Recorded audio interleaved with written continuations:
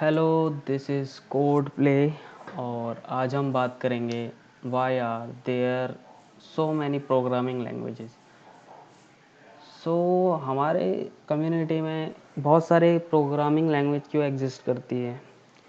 ऐसा क्यों नहीं हो सकता कि सिर्फ एक ऐसी लैंग्वेज हो जो कि सारा काम कर दे और हमें बाकी प्रोग्रामिंग लैंग्वेजेस के बारे में चिंता करने की कोई ज़रूरत ना पड़े। तो बात ये है कि आपको अपने करियर में ऐसा नहीं है कि आपको 5 या 10 हिट लैंग्वेजेस को लर्न करने की ज़रूरत है। आप सिर्फ एक प्रोग्रामिंग लैंग्वेजेस के बेस पे भी एक सक्सेसफुल डेवलपर बन सकते हैं। बस आपको ये पता होना चाहिए कि आप किस प्रोग्रामिंग लैंग्वेज में ज़्यादा बेटर हैं, आपकी स्पेशलिटी किस प्रोग्रामिंग लैंग्वेज में ज़्यादा अच्छी है।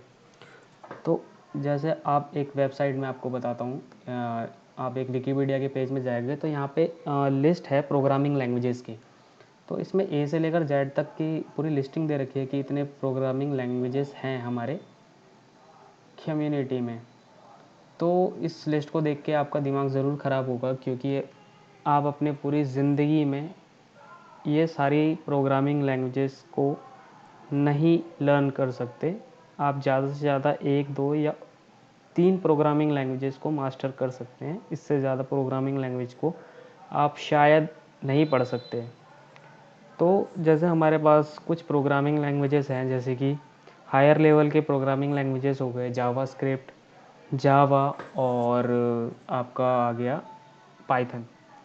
अब ये जो 3 प्रोग्रामिंग लैंग्वेजेस है ये ऑलमोस्ट सारे एप्लीकेशन को कवर कर सकते हैं, क्योंकि अगर आपको मशीन लर्निंग करनी है तो आपको पाइथन का यूज़ करना पड़ेगा, क्योंकि ये बेस्ट है मशीन लर्निंग के लिए। और जावा है इंटरप्राइजेस एप्लीकेशन को डेवलप करने के लिए, और जावा स्क्रिप्ट है जो कि वेब डेवलपमेंट के लिए यूज़ होता है। तो ये आपको अच्छी अपॉर्चुनिटी प्रोवाइड करते हैं कि अगर आप ये 3 लैंग्वेजेस या इनमें से कोई एक लैंग्वेजेस को मास्टर कर लेते हैं तो आप एक अच्छे डेवलपर बन सकते हैं। और अगर हम आगे बात करते हैं कि अब जैसे अलग अलग लैंग्वेजेस हो गए, लाइक आपके C++, सी शार्प, ये एक्चुअली मोस्टली इंटरप्राइजेस के लिए यूज़ होते हैं। अगर आपको कोई एंड्रॉयड, जैसे आपको कोई एंड्रॉयड बेस्ड एप्लीकेशन बनानी है या आपको iOS डिवाइस के लिए एप्लीकेशन बनानी है, तो उस केस में आप पाइथन का यूज़ नहीं कर सकते। उस केस में आपको जावा का यूज़ करना पड़ेगा या कॉटलिन का यूज़ करना पड़ेगा, क्योंकि हर प्रोग्रामिंग लैंग्वेज की एक अपनी स्पेशलिटी होती है कि वो किस एप्लीकेशन को ज़्यादा बेटर तरीके से बना सकता है।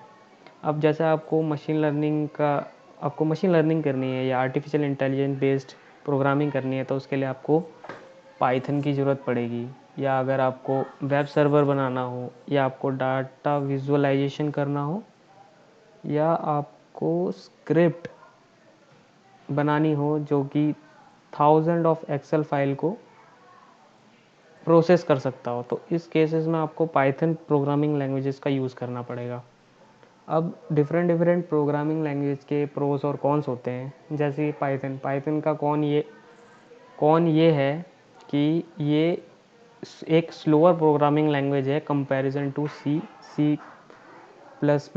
और जावा से भी ये स्लो है।